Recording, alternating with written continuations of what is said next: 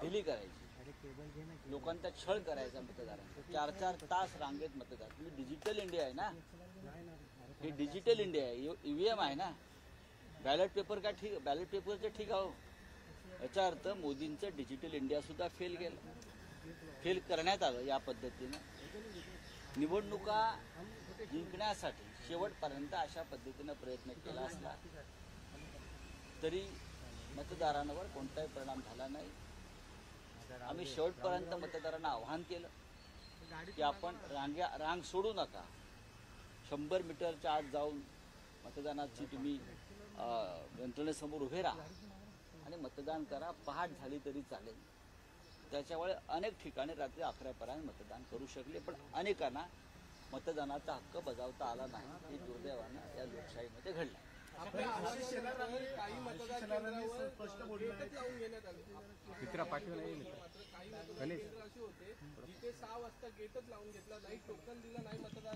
नाही, हा लोकशाहीचा आणि निवडणुकीचा अपमान आहे. म्हणून तर आम्ही काल माननीय उद्धव ठाकरे आणि मी त्यांच्यावर स्वतः आदित्य ठाकरेजी आम्ही अनेक ठिकाणी जाऊन आलो, पाहून आलो हे चित्र काय आहे ते. आणि साधारण महाराष्ट्रातल्या 13च्या 13 लोकसभा मतदारसंघात अशा पद्धतीनं यंत्रणा बिघडवण्यात आली, राबवण्यात आली, बिघडवण्यात आली.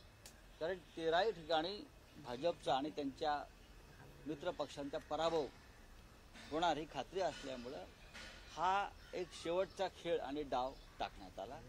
पण मला खात्री आहे